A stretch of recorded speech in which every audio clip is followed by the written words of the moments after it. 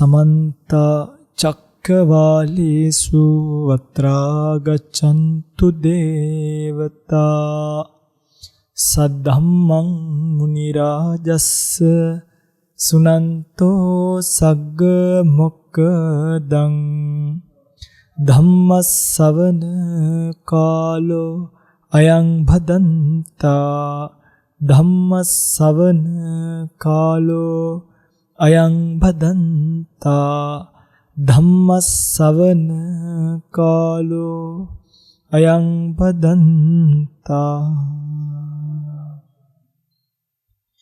නමෝ තස්ස භගවතෝ අරහතෝ සම්මා සම්බුද්දස්ස නමෝ තස්ස භගවතෝ අරහතෝ සම්මා සම්බුද්දස්ස නමෝ තස්ස භගවතෝ අරහතෝ සම්මා සම්බුද්දස්ස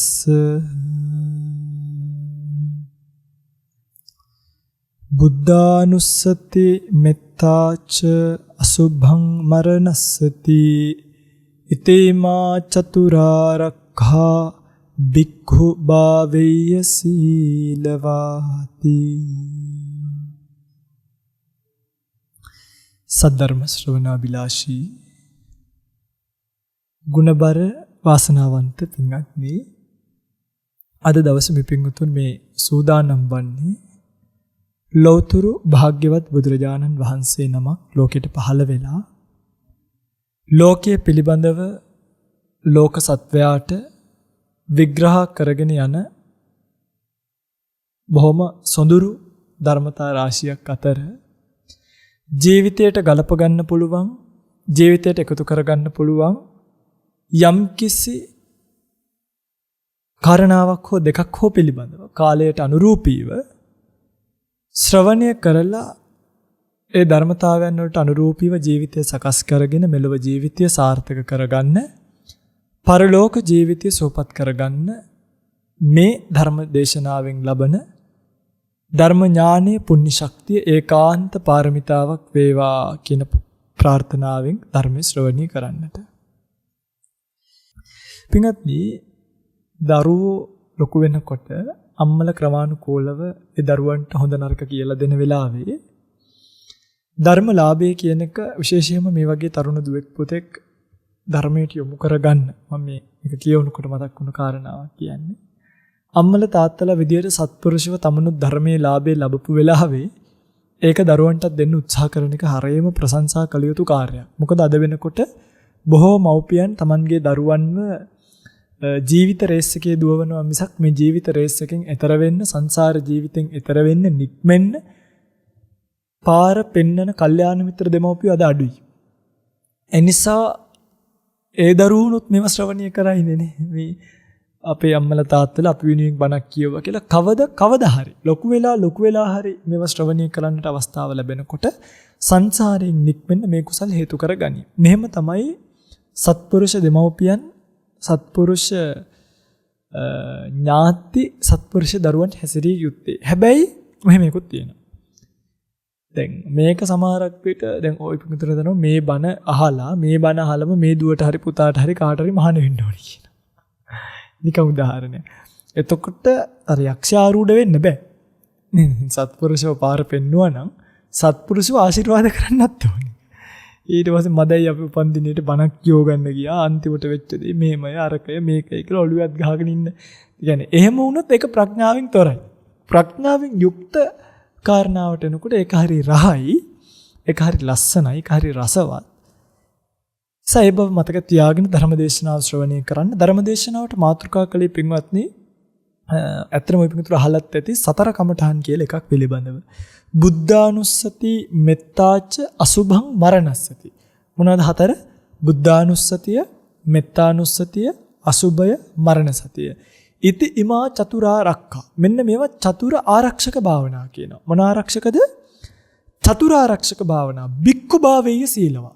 භික්ෂුවගේ සීලය ආරක්ෂා කරවන, භික්ෂුවගේ සීලය රැකවන, භික්ෂුව පරිස්සම් කරවන වැටවල් හතරක් තමයි මේ චතුරාර්යක භාවනා කියලා කියන්නේ. භික්ෂුව කියන්නේ ස්වාමීන් වහන්සේ වෙන්නත් පුළුවන්, නැත්තම් පටිපත්ති සම්පාදක පුද්ගල. නැත්තම් ප්‍රතිපත්තිය සම්පාදනය කරන පුද්ගලයා. ධර්මදේශනාව පටිග්ගාහක පුද්ගලයා නෙමෙයි. ධර්මදේශනාව අහන කෙනාට විතරක් නෙමෙයි. යම් කෙනෙක් දෙවියෙක් වේවා, මිනිසෙක් වේවා, භික්ෂුවක් වේවා, උපාසකයෙක් වේවා, උපාසිකාවක් වේවා යම් කෙනෙක් ප්‍රතිපත්තිය සම්පාදනය කරනවාද? පටිපත්ති සම්පාදක පුද්ගල කියන න්‍යායයෙන් මෙතනදී ඉති ඉමා චතුරාර්යකා භික්ඛු භාවය සීලවා කියලා කිව්වා. ඒකෙදි මේ භික්ෂුව කියන එක එක තැන්වලදී එක එක අර්ථවලින් විග්‍රහ වෙන නිසා ප්‍රතිපදාව ගැන යම් තැනක ප්‍රතිපදාව වඩන්න කියලා කිව්වනම් දැන් බුද්ධානුස්සති මෙත්තාජ අසුභම් මරණස්සති කියන එක භික්ෂුවට මේ සිවුර දාගත්ත කෙනාට විතරක් නෙමෙයි. ඒක ඔය පින්වතුන්ලා වැඩි යුතුයි. මොකටද? සතර වැටකට. පින්වත්නි මේ අපි හිතමුකෝ දැන් ඔන්න අපි මැද ඉන්නවා, කුඹුරක ඉන්නවා. ඒ කුඹුරට අලි හරි කොටි හරි මුල කවුරු හරි එනවා සත්තු කියලා මොනරු හරි. අපි මොකද කරන්නේ මේ කුඹුර රැකගන්න මොකක්ද කරන්නේ? වට කරලා වැටක් ගහනවා. වට කරලා මෙහෙම උතුරෙන් එකයි දකුණෙන් එකයි නැගෙනහිරෙන් එකයි බටහිරින් එකයි වැටවල් හතරක් ගැව්වාම කිසිම සතෙකුට මේක ඇතුළට එන්න බෑ. ඒ වගේ යම් කිසි භික්ෂුවක්ව සීලයෙන් රකින්නවනම් භික්ෂුවක් මේ ප්‍රතිපදාව ඇතුලේ රැකවනවා නම් ඒ රැකවන්න බලපාන ප්‍රධාන වැටවල් හතර තමයි මේ හතර. මොනවද? බුද්ධානුස්සති, මෙත්තානුස්සති, අසුභානුස්සති, මරණානුස්සති. අහලා තියෙනවනේ. මං කියලා දෙන්නම් අද මේ පින්වතුන්ට මේ භාවනාව ප්‍රයෝගී කරගන්නේ කොහොමද? කොහොමද මේ භාවනාව කරන්නේ? මේ භාවනාවන් කරාම මොනවද ලැබෙන්නේ? කොයි කෙනා කොයි භාවනාව කළ යුතුද කියලා. හොඳට මේ ටික අහගන්න. ඒක හරි වටිනවා. බුද්ධානුස්සති. පිටකදී බුද්ධානුස්සතිය කියන එක බුදුරජාණන් වහන්සේ වඩන්න කියලා අපිට කිව්වෙම මේ බුදු කෙනෙක් කියන්නේ කවුද කියන එක අපේ ඔළුවට යන්න එපේ. අපි මහාන උනේ ඇයි? මේ අපිට හිතපු ගමන් කියලා දෙන ඔළුව අත ගාලා බලන්න කියලා. ඇයි? අන් ඇවිල්ලාද කියලා නෙමෙයි. ඔළුවනේ කොණ්ඩේ නැහැ කියලා මතක් වෙන්නේ. නේද? මහාන වෙලා කියලා මතක් වෙන්නේ. ඒ වගේ බුදුරජාණන් වහන්සේව අමතක කළොත් මේ ශාසනයේදී අපිට මේ ශාසනය අමතක වෙනවා. මොකද අපි මහණුනේ බුදුරජාණන් වහන්සේගේ වචනේ විශ්වාස කළා. උන්වහන්සේ දේශනා කරපු ඒ උතුමන් වහන්සේ දේශනා කරපු සම්බුද්ධ ශාසනයේ පීඨ පිළිසරණ ලබාගෙන. එතකොට අපිට පුදුම ශාස්ත්‍රීය ගෞරවයක් තියෙන්න එපයි. දැන් මම දැක්කා ඊයේ පෙරේදා එක වික්ෂුන් වහන්සේ නමක් එයාට මෙහෙම වුණා බුදුරජාණන් වහන්සේට. එයා මෙහෙමයි අරයා මෙහෙමයි එයා පෞල් කඩා එහෙම කියන්න පුළුවන්ද අපිට? අපි අපේ අම්මටවත් එයා ඔයා කියලා කතා කරනවද? අපි අපේ අම්මා කෙනෙක්ටවත් එයා ඔයා මෙයා කියලා කතා කරන්නේ බුදුරජාණන් වහන්සේට එහෙම කතා කරන්න පුළුවන්. ඒ ශාසනය අමතක වෙච්ච මේ සෙවුර ඇතුලෙන් බඩ පෝෂණය කරන අය සමහර වෙලාවට එහෙම ඉන්න පුළුවන්. ඕක ඉතින් කියන්න එපයි අපි. නමුත් මෙන්න මේක හොඳට මතක තියාගන්න. එහෙම නැතුව බුදුරජාණන් වහන්සේ කියන්නේ කොයි වගේ උතුමෙක්ද? උන්වහන්සේට බුද්ධ කිව්වේයි. උන්වහන්සේ බුදු වුණේ මොකද්ද? බුදු වුණා කියන්නේ මොකද්ද? නිවන් වැඩියා කියන්නේ මොකද්ද? අපිට ධර්මය මොකද්ද මේ ධර්මයේ හරය? මේ ඔක්කොම බුද්ධානුස්සතියත් එක්ක අපි තුල වැඩෙන එක සිහියක්. බලන්න. බුදුරජාණන් වහන්සේ නමක් ලෞතර බුද්ධත්වයේ පතාගෙන කොයිසා කාලයක් සංසාරේ පාරමී පුරනවාද කියලා. මේක තුල අහලා තියෙනවා මේවනේ. බොහෝ කාලයක් ගෞතම බුදුරජාණන් වහන්සේ 20 අසංඛ්‍ය කල්පලක්ෂයක් මනෝ ප්‍රනිදාන වශයෙන් වාක් ප්‍රනිදාන වශයෙන් පාරමී පුරලා තවත් සාරා සංඛ්‍ය කල්පලක්ෂයක් අසංඛ්‍ය හතරකුත් කල්පලක්ෂයක් වෙන වෙනම ඉගත්නේ මේවා මේ පොඩි කාලවල නෙමෙයි මහා කල්පයේ ඒව අසංඛ්‍ය හතරක්. ඒතර මහා කල්පයක් කියන්නේ මහා කල්පයක් ඇතුලේ තියෙනවා පුංචි කල්ප 256. පුංචි කල්ප 256ක් එකතු වෙච්ච තැනට කියනවා මහා කල්ප එකක් කියලා. ඒක නිතර නිකන් හිතන්න පුංචි කල්පයක් කියන්නේ මොකද්ද කියලා අපි හිතමු. උපමාවක්. යොදුනක් උස යොදුනක් පළල ටැංකියක් හදනවා. කීයක් උසයිද? යොදුනක් උසයි. යොදුනක් කියන්නේ 70ක්ම 16ක්. 70ක්ම 16ක් උසයි 70ක්ම 16ක් පළලයි. ලොකු ටැංකියක් මේ.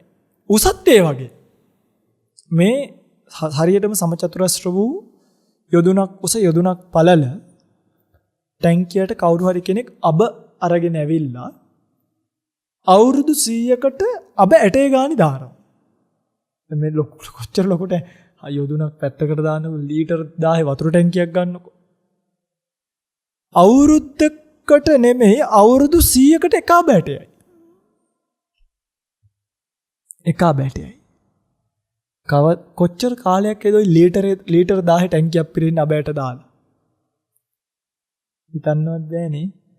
යොදුනක් කුස යොදුනක් පළල එකට පින්වත්නි අබ ගෙනල්ලා ඩෝසර් කරත්. අබ ගෙනල්ලා අර මේ දාලා ඒවා මෙහෙම මොනවා හරි කරලා එහාට මෙහාට කලත්තල බලහත්කාරයෙන් දාගෙන ගියත් කොච්චර කාලයක් ඇයිද අරක පුරවන්නේ. නේ අවුරුදු 100කට එක අබෑටේ දාලා කවදා හරි දවසක ওই ටැංකිය පිරෙයිද මහණෙනි. ටැංකිය පිරෙයි. කල්පෙවර වෙන්නේ නැහැ කිව්වා.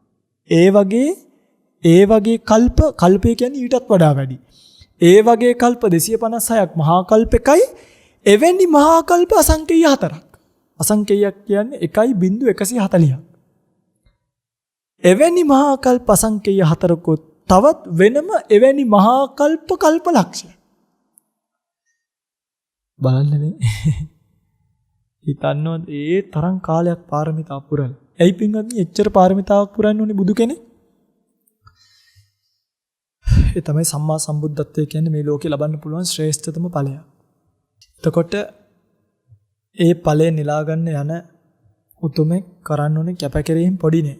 බොහෝ සත්වයන්ට උපකාරය කර බොහෝ සත්වයන්ට ධර්මය අවබෝධ කරව බොහෝ සත්වයන්ට නිර්වාණ සුවය කැඳ බොහෝ සත්වයන් සතර අපායන් ගලවලා ස්වර්ගස්ත කරව යන ගමනක කෙලවරම ප්‍රතිඵලය තමයි බුද්ධත්වය කියන්නේ. එහෙම නැතුව මේ ගහෙන් ගෙඩිය එන්න වගේ මම් බුදු වුණා කියන්න බෑ. එහෙම බුදු වෙනවා චට්ටලා. කවුද? චට්ට කියලා කෙනෙක් හිටියා. අප මේ කලින් කියලා තියෙනවා.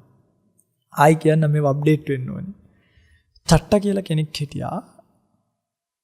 ඒ චට්ටක දවසක් පන්සල් ගිහිල්ලා ඇහුවලු මේ බුදුරජාණන් වහන්සේ අභිනිෂ්ක්‍රමණය කරන එක ගැන බණක් කිව්වලු පන්සලේ හාමුදුරුවෝ. මේව දැනගන්න. අර හැමදේම අහන බුද්ධානුස්සතිය නෙමෙයි මම මේ කියන්නේ නේ බුදුරජාණන් වහන්සේ ගැන හදවතින් පැන නගින්න ඕනේ සතුට මොකක්ද කියන්නේ. චට්ට අභිනිෂ්ක්‍රමණය කරන එක ගැන අහලා චට්ට හිතවලු මාත් බුදු වෙනවා ඉන්නකො දෙන්නම් පාර කියලා ගෙදර ගියාලු. ගෙදර ගිහලා දැන් අර කතාව මතක් කරනවලු. මුලින්ම කලේ මොකද්ද? ගෙදරින් පැන්නා. ගෙදරින් ඔන්න පැනලා කන්තක හොයනකොට කන්තක නෑනේ. ළඟ හිටියලු මීහරකෙක්. නැග්ගලු මීහරකගේ පිටට. නිරංජන නදිය හොයනකොට නැති නිසා කුණු වැලකින් හරකවත් පන්නගෙන ගියාලු. ඊළඟට කොණ්ඩේ කපන්න තියෙනවනේ. කඩුවක් බලනකොට කඩුවක් නෑලු. ගත්තලු මන්නයක්. අරගෙන තමන්ගේ කෙස් වැටියක් තුලලා අර බුදුරජාණන් වහන්සේ වස්ත්‍ර හසට විසි කරා සිද්ධාර්ථ කුමාරයා වස්ත්‍ර අයින් කරනකොට මහා බ්‍රහ්මයා සිවුරු ගෙනල්ලා දුන්නානේ. මේ දැන් චට්ටත් තමන්ගේ ගිහි ඇඳුම් ටික උණුවලු උඩට දැම්මට කවුරුත් අල්ලගත්ත කෙනෙක් නැහැ. පිළිකර හම්බුනේත් නැහැ. ඔන්න මෙහෙමම ඉන්නවා කියලා හිටියලු. දැන් ඔන්න මම බුදු වුණා කියලා හිතාගෙන ඉන්නවලු. අන්න ඒ කියන්නේ ඒ චට්ටලා බුදු වෙන්නේ. දැන් මේ වර්තමාන කාලේ දැන් මෙට ඔය හිටපු ගමන් අපිට හම්බ වෙනවා ගිහි ගෙදරින් මම බුදු වෙලා ඉන්නේ කියනවා. මං රහත් වෙලා ඉන්නේ කියනවා. එහෙම මේ ගහෙන් ගෙඩියෙන්න වගේ ඒවා කරන්න බෑ. ඒවට බොහෝ කාලයක් පාරමී කුරලා මිත බාණි වචනය බුදු කෙනෙක්ගේ වචනය අහන්නනේ කොච්චර අර කුරවී කහඬ ඇහෙනවයි කියන්නේ. බුදුරජාණන් වහන්සේගේ කටහඬ යන්තම් හරි සමාන කරන්න පුළුවන් කාටද? කුරවී කහඬට. ධර්මාශෝක රජතුමාට හිටියා බිරිඳක්. බිරිඳට ආස හිතුණා බුදුරජාණන් වහන්සේගේ ශබ්දය අහන්න, කටහඬ අහන්න. ඇහුවා බුදුරජාණන් වහන්සේගේ කටහඬින් කාටවත් කතා කරන්න බැයිද කියලා. සාමෑණිනි කවුරුත් නැහැ. හැබැයි මේ කුරවීක කියලා පක්ෂියෙක් ඉන්නවා. හිමාලයේ ඉන්නේ බොහොම හොයාගන්න දුර්ලභ කෙනෙක්. කුරවීක පක්ෂියාගේ කටහඬ යන්තම් බුදුරජාණන් වහන්සේට සමාන නෙමෙයි. නිකන් ඒක අහලා බලන්නකෝ ඊටත් වඩා මිහිරි කිව්වා. කුරවීක පක්ෂියෙක්ව දැන් ගේන ධර්මාශෝක රජතුමා රත්තරන් කූඩුවක් හදලා කුරවීක පක්ෂියෙක් මගේ පින් බලෙන් වැඩම කරත්වා කියලා අදිෂ්ඨාන කළා. කුරවීක පක්ෂියෙක් ඇවිල්ලා කූඩුවේ වැහුවා. වැහුවට දැන් කුරවීක කතා කරන්නේ නෑලු. ඊට පස්සේ දන්න බ්‍රාහ්මණයෝ ගෙනල්ලා ඇහුවට පස්සේ කිව්වලු මේ කුරවීක කතා කරන්නේ තමන්ගේ ඥාතීන් දැක්කොත් විතරයි. ඒ නිසා වටෙන් කණ්ණාඩි තියන්න කිව්වලු. දැන් ඔන්න කණ්ණාඩි ටිකක් තිබ්බට පස්සේ අර කුරවීක පක්ෂියා මහා ප්‍රීතියෙන් ශබ්ද කරන්න ගත්තලු. පින්වත්නි මේ කුරවීක පක්ෂියාගේ කටහඬ කොච්චර ලස්සනද මිහිරිද කියනවා නම් පියාඹ හිටිය අනිත් සත්තු තමන්ගේ තටු ගහන එක නවත්ත ගත්තලු. ගොදුර පස්සෙන් දුව හිටිය කොටි දේනුව උඩට ගත්තු අඩිය පල්ලෙහාට තියන්නේ නැතුව ශබ්දය අහන් හිටියා කියන. ඒ තරම් මිහිරි.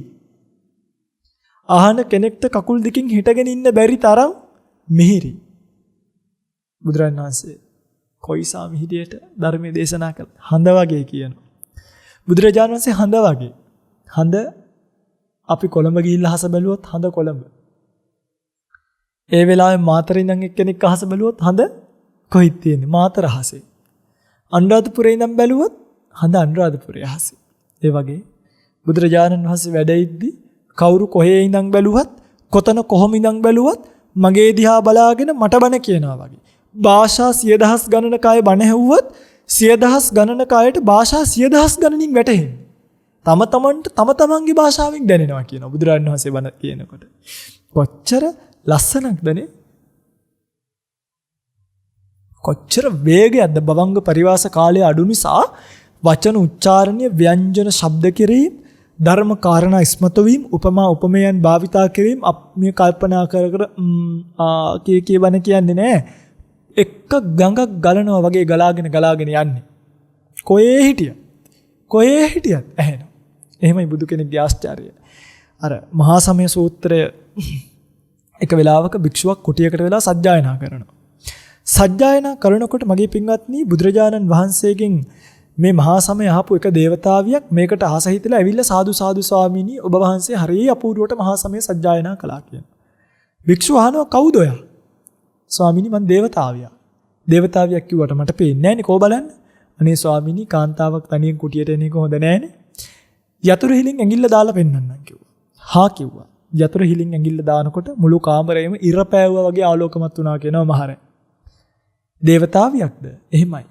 ස්වාමීනි මම ওই මහා සමය සූත්‍රයේ බුදුරජාණන් වහන්සේගේ ශ්‍රී මුඛයෙන් මැහුවා. අනේ ඇත්තද? සාදු කිව්වා. කොහොමද ඇහුවේ? බුදුරන් වහන්සේ ළඟ ඉඳලාද? අනේ නෑ ස්වාමීනි. මං කලින් බුදුරන් වහන්සේ ළඟ හිටියා. හැබැයි ටිකක් වෙලා යන්න මහේශාක්‍යය ආවා. මහේශාක්‍ය දෙවිවරු එන්න මාව ටිකින් ටික පස්සට විසික් වෙලා අවසානයේදී මම මේ සූත්‍රය ඇහුවේ මහා මුහුදේ කරවටක් බහැලයි කිව්වා. බෙල්ල විතරක් උඩ තියාගෙන අහලා තියෙන්නේ. එතකොට උඹ එච්චර දුර ඉඳන් ආපු සූත්‍රය උඹට කොච්චර හොඳට ඇහුණාද? අනේ ස්වාමීනි මොනවද මේ කියන්නේ? බුදුරජාණන් වහන්සේ පුන්සඳ වගේ. ඈත හිටියත් මගේ දිහා බලන් ඉන්නවා වගේ දැනුනේ. මගේ කනට කරලා කියනවා වගේ මට දැනුනේ. ඒ තමයි බුදුරජාණන් වහන්සේගේ ආශ්චර්යය. එහෙම බුදු කෙනෙක් අපිට ඉන්නේ. උන්වහන්සේගේ ආශ්චර්ය පැත්තෙන්. මේ ආශ්චර්යය. උන්වහන්සේ බුද්ධ ලීලාවෙන් වැඩියොත් අඩිය තියෙනකොට පොළවෙන් උඩට මතුවලා තියෙන පස් ගොඩලි පොළවට යනවා. පොළවෙන් යටට හැදිලා තියෙන වලවල් පිරීලා පොළව මට්ටමට එනවා. කවදාවත් බුදුරජාණන් වහන්සේගේ සිරිපතුල් වලකට ගැට්ටකට වදින්නේ නැහැ. බුද්ධ ලීලාවෙන් ගියොත්. මතකනේ විශාලාවේ අර තුන්බි ඇති වෙච්ච වෙලාවේ බුදුරජාණන් වහන්සේ විශාලාවට අඩිය තියෙනකොටම මල් වැස්සක් ගියා. ගිල දූවිලි ටික අයින් කරලා හුළඟ ඉබේම හමලා පාරේ තියෙන කොළ ටික අයින් කරලා උන්වහන්සේ යන තැන්වල මල් පිපෙනවා. එහෙමයි උන්වහන්සේගේ ආශ්චර්යය. මේ බුදුරජාණන් වහන්සේගේ රූපයෙන් අපිට දකින්න පුළුවන් ආශ්චර්යය. විශාලාවට අඩිය තියද්දිම අර මලමිනි අරවා මේ ඔක්කොම අයින් වෙලා ගිහිල්ලා බොහොම ලස්සනට වර්ෂාවක් පතනේ වුණා කියන. එහෙම බුදු කෙනෙක් කවදාවත් කොන්දපාත් කරන්නේ නැහැ. හැරුණොත් බෙල්ල විතරක් හරවන්නේ නැහැ. ඇතෙක් හැරෙනවා වගේ. මුළු ඇඟමත් එක්කම හැරෙන්නේ. අහලා තියෙනවනේ. ඔළුවව්වක් ගාවට ගියොත් පුංචි දොරක් පුංචි ගෙදරක් ඔළුවව්ව මදිනම් කවදාවත් ඔළුව පහත් කරගෙන බුදුරජාණන් වහන්සේ ඇතුළට වඩින්නේ නැහැ. එක්ක පොළව පහත් වෙලා බුදුරජාණන් වහන්සේට අවශ්‍ය ප්‍රමාණයට දොර හැදෙනවා.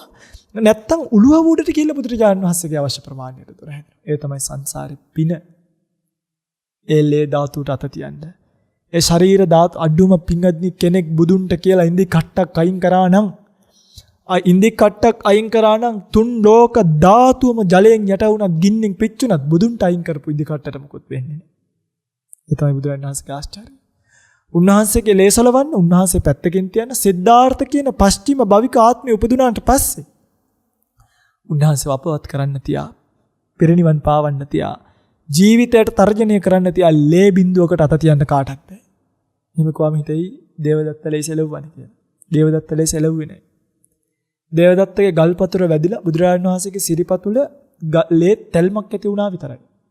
ජීවක කල්ප ලක්ෂයක් පාරමිතා පුරාගෙන ආව වෙනම ඒ ලේ ධාතුවට අත තියන්න. එතන ලේ කැටි අයින් කරේ. ඒ සලවන්න කාටත් නෑ. ඒ තමයි බුදු කෙනෙක් ලෝකයට පෙන්වන මහ පුදුමය. තමන්ගේ පුතා වෙච්ච රාහුලට වගේම සොහොනින් එක්කන් ආපු සුනීතල සෝපාකලට මට්ට කුණ්ඩලීලට එක වගේ පිහිට වෙච්ච උතුමෙක්. බොහෝ අය දැන් එක තැනක තියෙනවා අර සුඛසාමණේර භාවනා කරනකොට බුදුරජාණන් වහන්සේ විහාරස්ථානයට ගිහිල්ලා රැක්ක කියලා. උන්වහන්සේගේ භාවනාවට සාරිපුත්‍ර මහරහතන් වහන්සේගේ හානියක් වෙයි කියලා බුදුරජාණන් වහන්සේ ගිහිල්ලා දොරාබිය සක්මන් යෙදුණයි කියනවා. දොර ගාව රැක්ක බලන්නනේ. බලන්න මේ තමන්ගේ ශාසනයේ පුංචි සාමණේර සයන්ස් නමක් රාහත් වෙනකන් දොර ගාවට ගිය ශාස්ත්‍රුන් වහන්සේ නමක් කිව්වා. කොයි ආශ්චර්යයක්ද කියලා. තාත්තෙක් පුතෙක් දිහා බලනවා වගේ අර පූතිගත තිස්ස මහරහතන් වහන්සේ අසනීපයට පත්වෙච්ච වෙලාවේ තෙරුන් වහන්සේ අසනීපයට පත්වෙච්ච වෙලාවේ තාත්තෙක් වගේ ගිහිල්ලා තමන්ගේ දෑතින් ඒ කෙතකුණු අතගාලා ඒ කුෂ්ඨය අයින් කරලා උණු වතුරෙන් දෝවණය කරලා පරණ චීවර හොදවල උන්වහන්සේට කොච්චර සනීපයක් දුන්නද බලන්න. මාව විශ්වාස කළා මගේ ශාසනයට ආපු මහණුන් කවදාවත් අසරණ වෙන්නේ නැහැ. ඒ නිසා කවදාවත් කාවත් අසරණ කරන්න එපා. යෝගිලානං උපට්ඨේය සෝ මං උපට්ඨේය කිව්වා. යමෙක් ගෙලනුන්ට උපස්ථාන කරා නම් ඔහු මට උපස්ථාන කරන කෙනෙක්. මට උපස්ථාන කරනවා කෙනෙක් කියන එකද වර්ධියට ගන්නත් එපා. ඒ කියන්නේ බුදුන්ට උපස්ථාන කිරීමත් ගෙලනුන්ට උපස්ථාන කිරීමත් එකක් නෙමෙයි. බුද්ධ වචනයට උපස්ථාන කිරීම. බුදුරජාණන් වහන්සේ කියලා තියෙනවා ගෙලනුන්ට උපස්ථාන කිරීම කල යුතුයි කියලා. ඒ නිසා යමෙක් ගෙලණෙක්ට උපස්ථාන කරනවා නම් එයා බුදුරජාණන් වහන්සේගේ වචනයට උපස්ථාන කරනවා. ඒකයි කිව්වේ බුදුන්ට උපස්ථාන කරන කෙනෙක්. බුදුන්ගේ වචනය ගෞරව කරන කෙනෙක්. නැතුව බුදුරජාණන් වහන්සේට බෙහෙත් කරන එකයි ගෙලණෙක්ට බෙහෙත් කරන එකයි නෙමෙයි. ඒක වෙනස්. හැබැයි බුදුන්ගේ වචනයට අනුගත වෙච්ච කෙනෙක්, බුදුන්ගේ වචනයට උපස්ථාන කරන කෙනෙක්. ඒ නිසා කෝයෝ ගිලානං උපට්ඨේය සෝ මං උපට්ඨේය. එයා මට උපස්ථාන කරනවා. බලන්නනේ ඒ ආශ්චර්ය දැසකින් දකින්න බුදු කෙනෙක්ගේ මේ ගෞරවනීය බුද්ධ ලීලාව ඇස් දෙකෙන් දකින්න කොයිසා පිනක් තියෙන්න ඕනේද කියලානේ හිතා ගන්නවත් බෑනේ. අර පිප්පලි කුමාරයා ගිහි ගෙදර අතෑරලා දාලා එනකොට බුදුරජාණන් වහන්සේ මගට වඩිනවා. මොකද මේ පිප්පලි කුමාරයා කියන්නේ මහා කාශ්‍යප මහ රහතන් වහන්සේගේ ගිහි කාලේ ඒසිපාසු කෙනෙක් මහා උතුමෙක්. බද්ද කාපිලානාවත් පිප්පලි කුමාරයාත් කියන්නේ පුබ්බ හේතුක සීලය. පූර්ව ජීවිතයේ හේතු නිසා සීලය රැක්ක උතුම්. ස්වකීය තමන්ගේ මధుරාත්‍රිය පවා මංගල රාත්‍රිය පවා වීත රාගිකයන්සේ ගත කරපු උතුම්. වීත රාගිකයන්සේ ගත කර උතුම්. දෙන්න ඇවිල්ලා හන්දියෙන් වෙන් වෙනකොට මහ පොළොව කම්පා වුණා. භික්ෂුන් වහන්සේලාන ස්වාමීනි ඇයි මේ මහ පොළොව අවේලාවේ කම්පා වුනේ? බද්ද කාපිලානාවත් පිප්පලිත් අද වෙන් වුණා. ඒ දෙන්නගේ වෙන්වීම දරා ගන්න බැරුව මේ මහ පොළොව කම්පා වුණා කියලා. එහෙම කියලා බුදුරජාණන් වහන්සේ මගට වඩිනවා. ගිහලා නුග ගහක් ගාව සවස් කාලේ පුදුම බුද්ධ ලීලාවක් දැක්වුවා කියනවා. රස්වලලු තමන්ගේ බුද්ධ රශ්මි පුඤ්ජ කියන්නේ කරත්ත වගේ ලොකුවට විහිදෙව්වයි කියනවා. හැමතැනම අපි දකින්නේ අර රස්වලල්ලි තියනවා වගේ රවුමට යන එකක් නේ බුදුරජාණන් වහන්සේගේ මේ නිතරම භාග්‍යවත් බුදුරජාණන් වහන්සේ ගාව මේ රස්මාලාව තිබ්බා. උන්වහන්සේ යන තැන ඒ රශ්මිය විහිදෙනවා. සිනාවක් වුණාම දන්ත ධාතුවෙන් නික්මෙන රශ්මිය හිස වටේ පැදගුණු කරලා බොහොම අලංකාරව නැති වෙනවා කියනවා. මේවා දකින්න වෙන්නේ පෙර පින් තියෙන්න ඕනේ. තේරෙනවද? මේවා දකින්න පින් තියෙන්න ඕනේ දැසට. පිප්පලි කුමාරයා එනකොට බුදුරජාණන් වහන්සේව දකින්නවා. පත්‍ර වෙනම හොයන්නත් බෑ නුග ගහේ, කඳ වෙනම හොයන්නත් බෑ. පත්‍රයි කඳයි දෙකම ස්වර්ණ වර්ණ රත්තරන් පාටයි. ඇයි? බුදුරජාණන් වහන්සේගෙන් විහිදෙන රශ්මි අර කඳේ තියෙන අතු ඉති පතරවල වැදිලා ඒ වදින තැන හරියට හස්කූරුපත් වුණා වගේ වදින තැන ආයිත් කෑලි වලට කැඩිලා ඒ වගිහිල්ල වදින තැන් ආයිත් කෑලි වලට කැඩිලා ඒ තැන්වල මුළු නුග ගහම රශ්මි වලින් වැහිලා පිප්පලි ඈතදීම දකින්නවා අනේ මේ නම් ඉන්නේ එසේ මෙසේ කෙනෙක් වෙන්න බෑ මගේ ශාස්ත්‍රුන් වහන්සේ. ස්වාමීනි දැක්ක තැන ඉඳන් ආයිත් සැරයක් කොයි වෙලේකවත් මූණ කෙලින් කරලා S2 දිහා බැලුවේ නෑ. එකපාර ශ්‍රී මුඛය දිහා බැලුවේ. එකපාර S2 දිහා බැලුවේ. ශ්‍රී භාග්‍යවත් බුදුරජාණන් වහන්සේගේ වතකමල දිහා බැලුවේ. දැක්ක තැන ඉඳන් වැඳගෙන ගිහිල්ලා භාග්‍යවත් බුදුරජාණන් වහන්සේගේ වටේ 3 පාරක් කැරකෙනවා. එක වාරකදී 4 වතාවක් වම් පැත්තෙන් වන්දනා කරා. පිටිපස්සෙන් වන්දනා කරනවා. දකුණෙන් වන්දනා කරන ඉස්සරහින් වන්දනා කරනවා. එක රවුමකට 4 පාර ගානේ රවුම් 3 12 පාරක් වැන්දා. වන්දනා කියනවා ස්වාමීනි ඔබ වහන්සේ මගේ ශාස්ත්‍රු මමයි ඔබේ ශ්‍රාවකයා. ඔබ වහන්සේ මගේ ශාස්ත්‍රු මමයි ඔබේ ශ්‍රාවකයා. ඔබ වහන්සේ මගේ ශාස්ත්‍රු මමයි ඔබේ ශ්‍රාවකයා. බලන්න. බුදුරජාණන් වහන්සේ කියනවා පිප්පලි ඔබේ මේ කතාව ඔබ ගිහිල්ලා මහ මුහුදට කිව්වොත් මහ මුහුදට අද්දික් කරලා කිව්වොත් මහ මුහුද ඔබයි මගේ ශාස්ත්‍රු මමයි ඔබේ ශ්‍රාවකයා කියලා මහ මුහුද අවුරුදු 7කට හිඳෙනවයි කියනවා. මහ මුහුදට බෑ ඔබේ ගුණය දරා ගන්න. ඔබ ඊට වඩා ගුණවන්තයි. ඔබ මේ කතාව මහා මේරුවට අත තියලා මහා මේරුවට කිව්වොත් මහා මේරුව ඔබයි මගේ ශාස්ත්‍රු මමයි ඔබේ ශ්‍රාවකයා කියලා මහා මේරුව කෑලි වලට කැඩෙනවයි කිව්වා. මහා මේරුවට බෑ මේක දරන්න. පිප්පලි ඔබ මේ කතාව මහා පොළොවට අත තියලා කිව්වොත් මේ මහා පොළොවේ තියෙන තනකොළ ගහක්වත් ඉතිරි නොවෙන්න මේ මහා පොළොවේ තියෙන ගස්වැල් විනාශ වෙනවා කිව්වා. අවුරුදු ගානකට නිල් තනකොළයක් හොයාගන්න බැරි වෙන්න කොළ තනකොළයක් හොයාගන්න බැරි වෙන්න මේ මහා පොළොවේ තියෙන ගස්වැල් දිරලා විනාශ වෙලා වියකිලා යනවා කිව්වා. හැබැයි පිප්පලි මහා මුහුදට උඹේ ගුණ දරා ගන්න බැරි වුණාට මහා මේරුවට නුඹේ ගුණ දරා ගන්න බැරි වුණාට මහා පොළොවට නුඹේ ගුණ දරා ගන්න බැරි වුණාට මගේ ගුණත් එක්ක බලනකොට මගේ මේ පාංශකූල සිවුර කොනක් හොල්ලන්නවත් නුඹේ ගුණ වලට පුළුවන් කමක් නැහැ. බලන්නනේ. කොයිසා ගුණ කදම්බයක් තියෙන උතුමෙක්ද උතුමන් වහන්සේලාද මේ අපි ශාස්ත්‍රීය බවට පත් කරන් ඉන්නේ. ආශ්චර්ය විතරක් එහෙමයි. ආශ්චර්ය විතරක්. ධර්මය පින්වත්නි සිතෙන් සිතට ඇති වෙන භවංගය මේකයි. භවංග චලනය මේකයි. භවංග උපච්ඡේදකය කියන්නේ මේකයි. පංචද්වාරා වජ්ජනීය කියන්නේ මේකයි. චක්කු විඥානය කියන්නේ මේකයි. සම්පටිච්ඡනය කියන්නේ මේකයි. සම්තීරණය කියන්නේ මේකයි. වොත්තපණය කියන්නේ මේකයි. ජවන් කියන්නේ මේකයි. තදාලම්බන කියන්නේ මේකයි. භවංග කියන්නේ මේකයි. ප්‍රතිසන්දිය කියන්නේ මේකයි. චුතිය කියන්නේ මේකයි. ධාතු මෙච්චරයි. ආයතන මෙච්චරයි. නේද? ඉන්ද්‍රිය ධර්ම 22යි. මෙහෙම මේ හැම දේ ගැනම කියපු බුද්ධ ඥානිය බලන්න පින්වත්නි මේ මුළු ලෝකෙම අතට අරගෙන ආයි මේ බුදුරජාණන් වහන්සේ නොකියපු දෙයක් නෑ පින්වත්නි. ඔබ පුදුම වෙයි උන්වහන්සේගේ ශාසනය කතා නොකරපු දෙයක් නෑ. හැම දේ ගැනම කතා කරලා තියෙනවා. අඩුම උල්කාපාත ගැන පාත. උල්කාපාතත් ඒ කාලේ හොයාගෙන තියෙනවා. සඳ ගැන, ඉර ගැන, තරු ගැන හැම දේ ගැනම කියවිච්ච දහමක් බුදුරජාණන් වහන්සේගේ දහම. එතකොට ඒ වගේ උතුම් ශාස්ත්‍රඥ වහන්සේ නමක් ලෝකෙට පහළ වෙලා හිටියාමනේ. දැන් මේක නිකන් පරිකල්පිත මාතෘකාවක් නෙමෙයි. පරිකල්පනය කරපු. මේ දැන් කෙනෙක් අහන්න පුළුවන් බුදුරජාණන් වහන්සේ හිටියම කියලා කොහොමද කියන්නේ? ඔබටත් ඔක දැකලත් නැහැනේ. මම ඔබෙන් අහන ප්‍රශ්න. ඔබේ සීයාගේ තාත්තා හිටියම කියලා ඔබ කොහොමද කියන්නේ? දැන් සීයාගේ තාත්තා ඔබ දැකලා නැතුව ඇතනේ. සීයා ගන්නකො. හිටියමද නැද්ද? හිටියම. කොහොමද දැක්කේ? මගේ තාත්තා ඉන්නවා කියන්නේ තාත්තට තාත්තෙක් ඉන්න ඕනේ තාත්තගේ තාත්තා සීයා. එහෙනම් සීයා ඉන්න නම් සීයාට අනිවාර්යෙන් තාත්තෙක් ඉන්න ඕනේ. ඒ තාත්තගේ තාත්තා තමයි සීයාගේ සීයා. අපිට පේන්නේ නැහැ. හැබැයි වර්තමානයේ පේන්න තියෙන එකෙන් අපි දැකලා බලලා තේරුම් ගන්නවා. මේ කහපාට වත පොරවගත්ත භික්ෂුන් වහන්සේලාගේ කෙලවර තමයි බුදුරජාණන් වහන්සේ.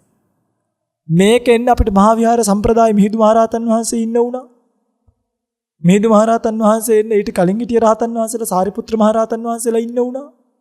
සාරිපුත්‍ර මහරහතන් වහන්සේලා බිහි වෙන්න අස්සජී මහරහතන් වහන්සේ ඉන්න උනා.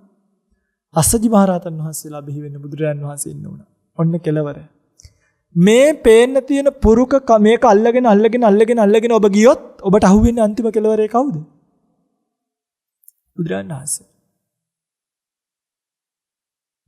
අන්න ඒකනේ කිව්වේ ශ්‍රමණ දුස්සීලෙක් හරි දැකලා දුස්සීල ශ්‍රමණයෙක් හිටියොත් ඒ දුස්සීල ශ්‍රමණයාට වන්දනා කරන්න කියනවා මේ සිවුර මගේ බුදුරජාණන් වහන්සේලා පසේ බුදුරජාණන් වහන්සේලා මහරහතන් වහන්සේලා දරාගෙන හිටපු සිවුර කියලා.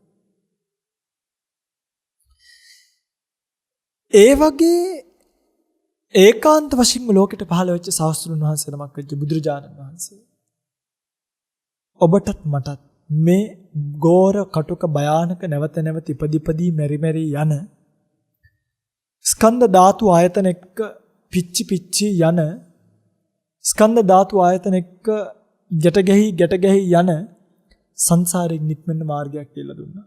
කියලා දුන්නද නැද්ද? කියලා දුන්නා. ඒ කියලා දුන්නු මාර්ගය හරි පුදුම එකක්.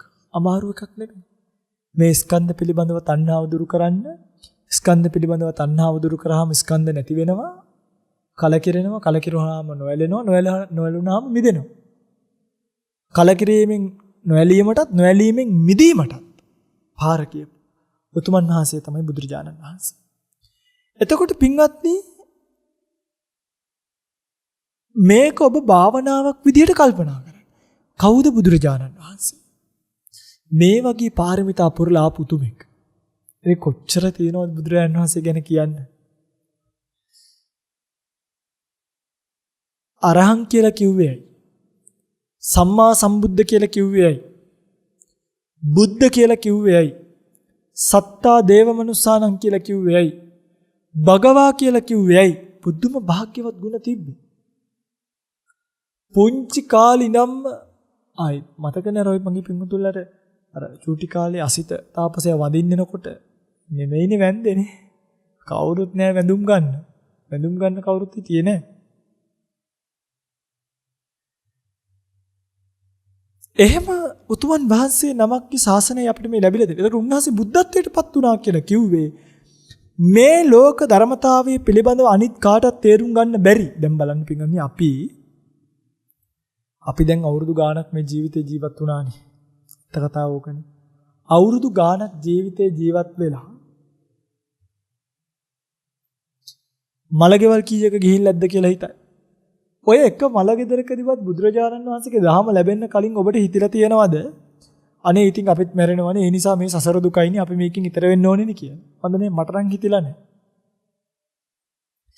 හැබැයි සිද්ධාර්ථ කුමාරයාට බලන්නකෝ ජීවිතේටම පළවෙනි මහල්ලා දකින්නකොට පළවෙනි ලෙඩා දකින්නකොට පළවෙනි මලකඳ දකින්නකොට මේ හැම සත්වයකටම මේ ධර්මතාවය උරුමයි නම් මා විසින් මේකෙන් ඈතර වෙ යුතුයි කියලා හිතිච්ච තරම් බෝසත් කාලෙමනේ බෝධිසත්ව කාලෙම ගිහිල්ලා නැවත ඉපදී යන මේ ගෝරතර භයානක කටුක සංසාරෙන් එතරව තියෙන ෂේම භූමියක් ගැන කරුණු අපිට වදාළුවා දේශනා කොට. මොකද්ද මේ ෂේම භූමිය?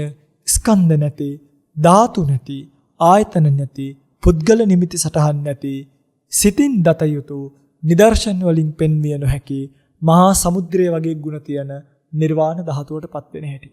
මහා සමුද්‍රය වගේ ගුණ තියෙන. මොකද්ද මේ මහා සමුද්‍රය වගේ ගුණ තියෙන? මහා සමුද්‍රයේ තියෙනවා පිටින් ගුණ. ওই මහා මුහුදේ කුණු නෑනේ. කුණු ඔක්කොම මොනා කරනවද? මිනියක් මැරුණත් එක දවසින් ගොඩට දානවා. නිර්වාණියත් කුණු නෑ. කෙලස් කුණු නෑ. රාග කුණු නෑ. ද්වේෂ කුණු නෑ. මෝහ කුණු නෑ. ඊර්ෂ්‍යා කුණු නෑ. නිර්වාණය කියන්නේ කෙලස් වලින් නිදහස් වෙච්ච පිරිසිදු භූමියක්. අන්න ඒකට කියව මහා සමුද්‍රයේ තියෙන ගුණ වගේ කියලා. ඊට මහා සමුද්‍රයේ තියෙන තව ගුණයක්. මහා සමුද්‍රයේ පිටින් ලොකු සත්තු ඉන්නවනේ. දැකලා නැද්ද? මහා සමුද්‍රයේ ඉන්නවා ලොකු සත්තු. තිමිර පිංගල ආදී වශයෙන් මත්ස්‍යෝ ඉන්නවා බොහෝ ප්‍රමාණයක්. නිර්වාණයේ පත්වෙච්ච උතුම් අතර නිර්වාණයට පත්වෙච්ච උතුමනුත් මහා සත්තු මහා කාශ්‍යප ආදී මහතුමන් වහන්සේ සාරිපුත්‍ර මොග්ගල්ලාන වැනි මහෝත්තමයන්න් වහන්සේලා නිර්වාණය කියන භූමියටපත් වුණා. මහා මුහුද බොහෝ විශාල සත්වයන්ට වාසස්ථානයේ වගේ නිර්වාණය කියන්නේ මහා උතුමන් වහන්සේලාගේ විමුක්තිය. නිවෙන තැන. නිවිච්ච තැන. බලන්නකෝ මේ නිවන ගැන අපිට කිව්වේ කවුද? බුදුරජාණන් වහන්සේනේ.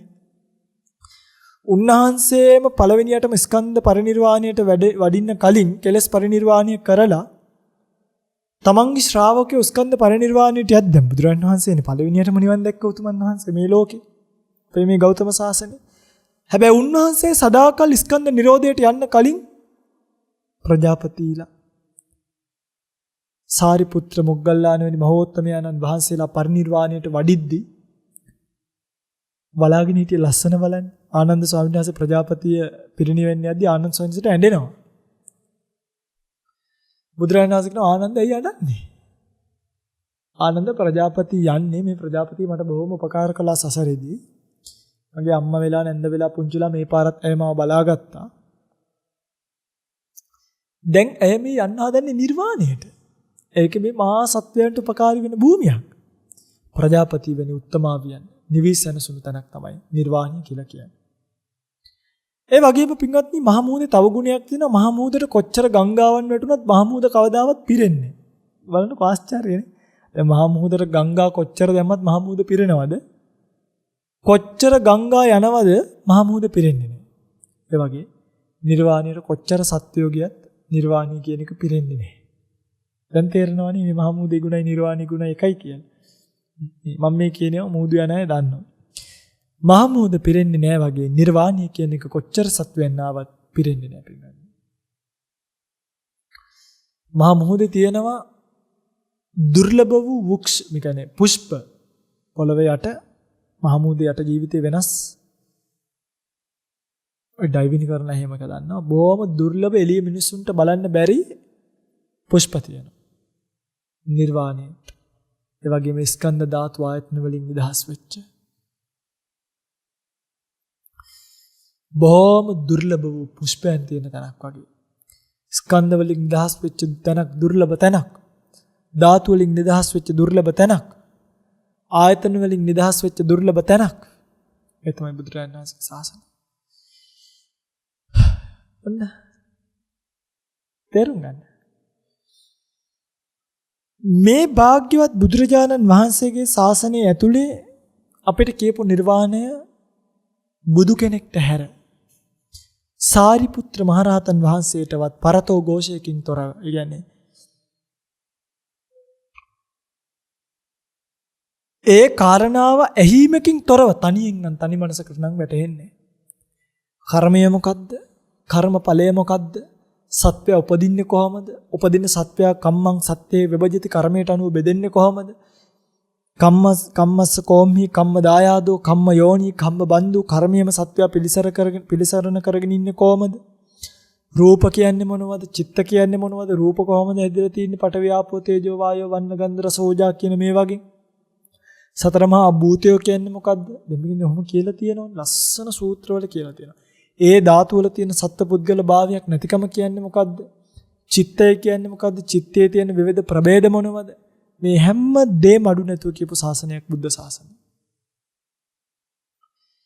එනිසා මගේ පින්වතුන්ලා බුදුරජාණන් වහන්සේව හඳුනා ගන්න යද්දී පැහැදිලිවම අවධානය යොමු කරන්න උන්වහන්සේ අපිට දේශනා කරපු නිවනට. ಗುಣ එමටයි. ಗುಣ කෙලවර කරන්නේ මේ භද්‍ර කල්පේ බෑ මම නෙමෙයි.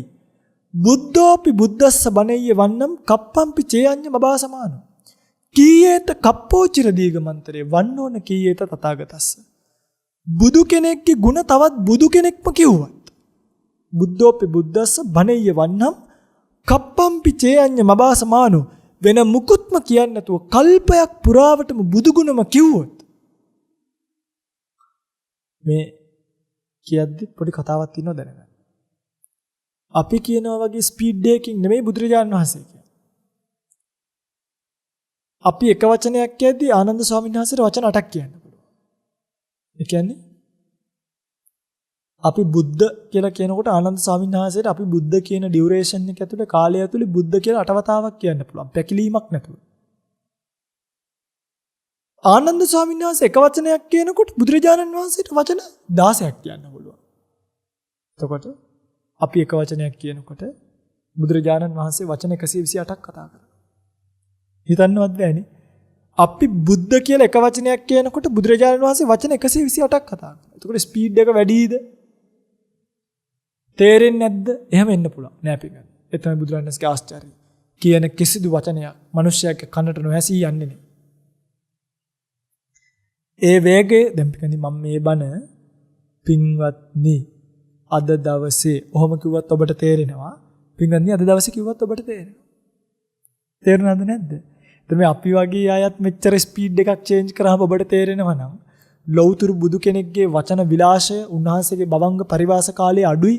භවංග පරිවාස කාලයේ අඩුයි කියන්නේ මගේ රත්තරන් පින්වත්නි දැන් අපි එක චිත්ත වීතියක් මෙහෙම ගිහිල්ලා සාමාන්‍යයෙන් තික්ක ප්‍රඥා හැර සාමාන්‍ය කෙනාට චිත්ත වීතියක් ගිහිල්ලා භවංග පතනේ වෙලා භවංග අපි හිතමුකෝ 20ක් විතර ගිහිල්ලා තමයි ඊළඟ චිත්ත වීතියට. ඒකට භවංගයේ පවතින කාලය වැඩි. මම මේ දල උපමාවක් කියන්නේ. අපේ භවංග පරිවාසයේ භවංග කාලයේ භවංග සිත් 30ක් 40ක් නම් බුදුරජාණන් වහන්සේගේ භවංග පරිවාස කාලය 3ක් 4. එතකොට අපි යමක් දිහා බලලා ඒක පිළිබඳව තීරණය කරන්න කලින් බුදුරජාණන් වහන්සේ ඒක පිළිබඳව තීරණය කරලා කියලාත් ඉවර වෙන්න පුළුවන් තරම් චිත්ත ශක්තියක් උන්වහන්සේට තිබ්බා. ඒ නිසායි උන්වහන්සේට යමා මහ පෙළහැර පාන්න පුළුවන්. ඇයි? යමා මහ පෙළහැර කියන්නේ විරුද්ධ වෙච්ච කසීන දෙකකින් සමවැදිලා උපදවන දැන් තේජෝ ධාතුවයි ආපෝ ධාතුවයි නේ. එක රෝම ගහකින් ගින්දර යනවා එක රෝම ගහකින් වතුර යනවා. එහෙම යෝක හරි ලස්සන වර්ණාවක් තියෙන පස්සේ වෙලාවක ඒක ගැන කියලා දෙන්න. ෂණ මාත්‍රයක් ඇතුළත ධාන දෙකට මාරුවෙන් මාරුවට සම්වදින්න පුළුවන් භවංග පරිවාස කාලය අඩු නිසා මිනිස්සුන්ට පේන්නේ එකපාර මේවා සිද්ධ වෙනවා කියලා. හැබැයි සාමාන්‍ය කෙනෙක්ට යමාමා පෙළහැර පාන්න බැරි. එක වෙලාවක කසින කියන්නේ තේජෝ කසිනේට සම්බන්ධිලා ආපෝ කසිනේට යද්දි තේජෝ කසිනිය ඉවරයි. හැබැයි බුදුරජාණන් වහන්සේ මේ දෙකටම මෙහෙම සමවැදීමේ ශක්තිය තියෙන නිසා වේගවත් භවංගය පරිවාස කාලයෙන් මිදිලා ඇවිල්ලා චිත්ත වීතියට වැටෙන නිසා උන්වහන්සේගේ ලෞතර බුද්ධත්වයේ කියන එක හරිම ආශ්චර්යයි. දැන් තේරෙනවනේ. එතකොට අපි එහෙම ශාස්ත්‍රුන් වහන්සේ නමක් සරණ ගිහිල්ලා ඉන්නේ. උන්වහන්සේ වචන 128ක් කියනවා කිව්වේ ඒකයි. අපි එක වචනයක් කියද්දි වචන 128ක් කියලත් උන්වහන්සේ කල්පයක් පුරාවටම බුදුගුණ වර්ණනා කරොත් එතකොට කොච්චර ප්‍රමාණයක්දනේ? බුද්ධෝපි බුද්දස්ස බණෙය්‍ය වන්නම් කප්පම්පිච්චේ අඤ්ඤ බබාසමාන වෙන මුකුත් කියන්නේ නැතු. කීයේත කප්පෝ චිරදීගමන්තර. බෝ කාලයකට පස්සේ කල්පේ ඉවර වෙයි. කල්පේ ඉවර වෙයි. හැබැයි වන්නෝන කීයේත තථාගතස්ස තථාගතයන්න් වහන්සේගේ පිළිබඳ වූ වර්ණනාව නම් ඉවර වෙන්නේ නැහැ කිව්වා. ඒ තමයි බුදුරජාණන් වහන්සේගේ ගුණ සමුදාය. උන්වහන්සේට මේ ලෝකය දැනිච්ච හැටි, උන්වහන්සේට මේ ලෝකය පෙනිච්ච හැටි, උන්වහන්සේ මේ ලෝකයේ ඉන්න එක එක සත්වයන් එක එක පුද්ගලයන්ව දැක්ක හැටිනේ දැන් අර කිසා ගෞතමී එනවා දරුවව අරගෙන. අරන් මල මිනිහක් අරගෙන එන්නේ නේ. අරගෙන ඇවිල්ලා මොකද කිව්වේ? අරගෙන කිව්වා මේ මගේ දරුවා මැරිලා ස්වාමී මේ දරුවට සනීපනේ හොඳ කරලා දෙන්න පුළුවන්. අපේ ගාවට මැරිච්ච දරුවෙක් අරගෙන කවුරු හරි ආවොත් මොනා කියයිද? අනේ මෙන්න මේකට පිස්සු හැදිලා මේ මැරිච්ච දරුවෙක් උසන් ඕන්න අපේ ආධර්මය. බුදුරජාණන් වහන්සේ කිව්වා මේ එන්නකො කිසා. පුළුවන්. ඔබ ටිකක් අරන් එන්න. වහන්නකො මේ අර ආපු ස්පීඩ් එකේ නවත්ත ගත්ත හැටිනේ කිසාට අරම කියනකොට මුළු ඔක්කොම කියන ඕක මැරිලා සෝන්ඩර දාපන් කියලා. පිස්සු හැදිලා ආවේ. හදිසියවත් බුදුරජාණන් වහන්සේත් කිව්වනම් කිසා වැටයි පපුව පැලිලා. හැබැයි පුළුවන් කියන තැනම කිසා ගෞතමී එතනම හිත කිසාගේ කොච්චර සමාධිවත් වෙන අප්පච්චියේ කියලා හිතෙන්නේ නැති. කිසා ඔබ ටිකක් අරන් එන්නකෝ. එනකොට මතක් කරලා කවුරුත් නොමරිච්ච ගේකින් ගේන්න කිව්වා. බලන්න උපක්‍රමය. ගිහිල්ලනකොට කිසාව අන්තිමට මේ තමන්ගේ ළමයාව මල කනත්තට දාලා ආවා. අන්න බුදුරජාණන් වහන්සේගේ දක්ෂතාවය බලන් උන්වහන්සේගේ තිබ්බ ඒ මන් දන්නේ ඒකට මොකක් කියන්නද කියලා. ඒවට වචන නෑ. ඒ තමයි බුදු කෙනෙක්. අර පංචසික ඇවිල්ලා වීණාව ගහලා ස්වාමීනි ලස්සනයිද කියලා හෙව්වා. දැන් ඔය පින්ුතලා සිල් ගත්ත දවසට කවුරු හරි වීණාවක් ගහනවා වුණොත් එහෙම ඉවරයි. ඉතින් අර වීණාවත් ඉවරයි, හදපු කම්පැනි එකත් ඉවරයි, ගහපු එකත් ඉවරයි, උන්ගේ අම්මලා තාත්තලාත් ඉවරයි. ඔගොල්ලෝ නිකන් සිල් පද කනේ ඉඳන් තියන් ඉන්නේ. බුදුරජාණන් වහන්සේ කිව්වා පංචසික උඹේ කටහඬයි වීණාවයි දෙකම එක වගේ. කටහඬ වීණාව ඉක්මවන්නේ වීණාව කටහඬ ඉක්මවන්නේ නෑ. සොඳුරුයි කියලා කිව්වේ. අන්න බලන්න බුදු කෙනෙක්ගේ ආශ්චර්යය. ඒ උන්වහන්සේ වැඩ ඉන්නකොට සමහර කතා තියෙනවා මේ ලෞතර බුදුවරු වැඩ ඉන්නකොට කැලේ ඉන්න මේ රිලව් කුරුල්ලෝ ඒ සත්වය ඇවිල්ලා අඹ පූජා කරලා තියෙනවා. දැන් ලකුණ්ඨක බද්දිය මහරහතන් වහන්සේගේ පූර්වාත්ම භාවය. කුරුල්ලෙක් වෙලා අඹ ගෙඩියක් පූජා කරා. දැන් බලන්න කොයි පින්වතුලා ඉද්දි කවදාවත් ඔය පින්වතුලාට ඔය රිලවෙක් කුරුල්ලෙක් අඹ ගෙඩියක් දෙනවද කියලා කියනන්නේ. ඒ මොකද? අතේ තියෙන එක අරන් යනවා මිසක් එහෙම ගුණයක් සතෙකුටවත් දැනෙන්නේ නෑ. හැබැයි මේ බුදු කෙනෙක්ගේ හදවතේ තියෙන මහා කරුණාව එක සත්වයන්ට විතරක් නෙමෙයි ගස් ගල් වලටත් දැනෙනවා. එනිසයි දේවදත්ත ගල පෙරලනකොට ඒ ගල් පර්වතයේම ගලක් ඇවිල්ලා අර ගල බදාගත්තේ. නේ කවුරුත් මේ ඉන්ෂුරන්ස් එකක් දාලා තිබ්බේ නෑනේ. හෙල්මට් හෙඩ් ගියර් දාගෙන ගියෙත් නෑනේ. අද මෙහෙම යන්නේ. මම කියන්නේ මේ ගුණය අපිට තේරෙන භාෂාවෙන් අපි තේරුම් ගමු. දැන් මේ හැමදේමත් වගේ ජාතක කතාවේ තියෙන එක අපි තේරුම් ගන්න ඕනේ නැහැ. කියන්නේ ජාතක කතාවේ තියෙන කතාවම අපිට දැනෙන්න එපා. මේ බුදු කෙනෙක්ගේ ගුණය, උන්වහන්සේගේ ගුණය කොච්චරද කියනවනම් පෙරලපු ගල් පර්වතෙන්ම ගලක් කඩාගෙන ඇවිල්ලා උන්වහන්සේගේ ගල රැක්කා. අර පරිනිර්වාණ මංචකයට ගිහලා ආනන්ද ස්වාමීන් වහන්සේ වතුර ගේන්න යනකොට මඩ එවලේ කරත්ත 500ක් විතර වෙලා. ආයෙ එනවා ආනන්ද ස්වාමීනි භාග්‍යතුන් වහන්සේ. අපි ඉස්සරහින්ම බොමු. ඉස්සරහින්ම බොමු කියනවා. ඇයි ආනන්ද? ස්වාමීනි ඒක මඩ වෙලා. ආනන්ද මේ පෙන් ගන්න ලෞතර බුදුරජාණන් වහන්සේට කියලා හිතලා ගන්නකො කිව්වා. ආනන්ද සාංශේ ගිහිල්ලා බුදුරජාණන් වහන්සේට කියලා හිතලා පාත්‍රේ දානකොට මඩ ටික පොළවට කිඳා බහැලා නිල් කැටේට වතුර පෑදුනා. අනේ ස්වාමීනි ගස් වලට ගල් වලට වතුරට පවා හිට්පිට නැති ඔබ වහන්සේගේ දැනෙන ගුණය කියලා කිව්වා. බලන්න නේ. කොච්චර ආශ්චර්යයක්ද කියලා. එනිසා මේවා දැනගෙන දැන් මේ බුද්ධානුස්සතිය විතරයි කියන්න පුළුවන් උනේ නේ. සතර කමඨාන ඉතුරු ටික පස්සේ කියලා දෙන්න. මේවා හිතේ දරාගෙන නැවත නැවත කල්පනා කරන්න. මේවා වඩන්න, මේවා භාවිත කරන්න. භාවිත බහුලීකృత කරනකොට මගේ පින්වතුන්ට පුළුවන්කමක් ලැබෙයි. බුදුරජාණන් වහන්සේ කියන්නේ කවුද කියන එක හඳුනාගෙන උන්වහන්සේගේ සරණ යන්න. හදවතින් ආය අනම්මනම් ඉහෙට මෙහෙට කවුරුත් කියනවට නෙමෙයි බුදුන්ට මල් පූජා කරන්නේ, කවුරුත් කියනවට නෙමෙයි බණ කියවන්නේ, කවුරුත් කියනවට නෙමෙයි පන්සලට යන්නේ. බුදුරජාණන් වහන්සේගේ ශාසනය නිසා. මෙහෙම දැනගෙන බුද්ධානුස්සතිය නිතර භාවිත බහුලීකృత කරලා. ඒ බුදුරජාණන් වහන්සේ දේශනා කොට වදාළ තුම් නිවනින් සුවසේම නිවෙන්නට ඔබට මේ කුසල් සුඛ පාරමිතාවක් වේවා, පාරමී ශක්තියක් වේවා, පාරමී දම් පිරේවා කියලා කවුරුත් සාදු කියලා ප්‍රාර්ථනාවක් ඇති කරගන්න. දෙවියන්ට පින් අනුමෝදන් කරමු. ධර්ම දේශනාව අවසන් කරන්න. ආකාසට්ටා ච බුම්මට්ටා දේවා නාග මහිද්దికා පුඤ්ඤන්තං අනුමෝදිත්වා චිරං රක්ඛන්තු ශාසනං. ආකාසට්ටා ච බුම්මට්ටා දේවා නාග මහිද්దికා පුඤ්ඤන්තං අනුමෝදිත්වා චිරං රක්ඛන්තු දේශනං. ආකාසට්ටා ච බුම්මට්ටා දේවා නාග මහිද්దికා පුඤ්ඤන්තං අනුමෝදිත්වා චිරං රක්ඛන්තු මං පරන්ති. අවදනිත්ම සම්මා සම්බුද්දස්ස. මෝහක්ඛයෝ නිබ්බානං